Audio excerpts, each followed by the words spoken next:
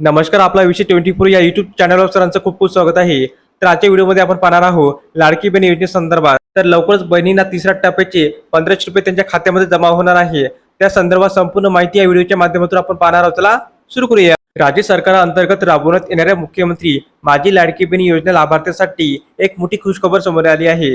राज्य सरकारने या योजनेबाबत मोठा बदल केलेला आहे. त्यामुळे आता राज्यातील महिलांना आणखी दिलासा मिळणार आहे व यासोबतच महिलांच्या खात्यावरती 4,500 रुपये देखील जमा होणार आहे.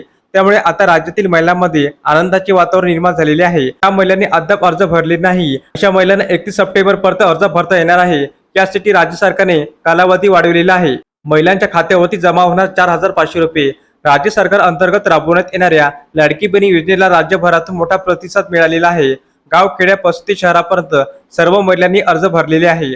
विशेष म्हणजे महिलांच्या खात्यावरती पहिल्या आणि दुसऱ्या टप्प्याचे हप्ते सुद्धा जमा झालेले आहे. आता तिसऱ्या हप्त्याचे पैसे देखील महिलांच्या खात्यावरती जमा होणार आहे. परंतु त्यापूर्वी 31 ऑगस्ट पर्यंत योजनेचा अर्ज करता येणार होता. परंतु आता राज्य सरकारने ही मुदत वाढवून 30 सप्टेंबर केली आहे. आता महिलांना 30 सप्टेंबर पर्यंत अर्ज करता येणार आहे.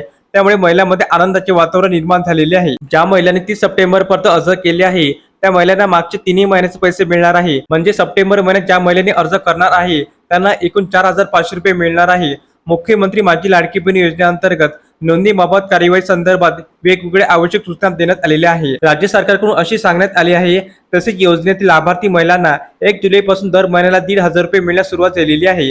त्यानुसार 1.5 कोटीपेक्षा जास्त महिलांनी या योजनेमध्ये अर्ज केलेला आहे. या लाभार्थी महिलांच्या खात्यामध्ये 3,000 रुपये देखील जमा करण्यात आलेले आहे. धन्यवाद.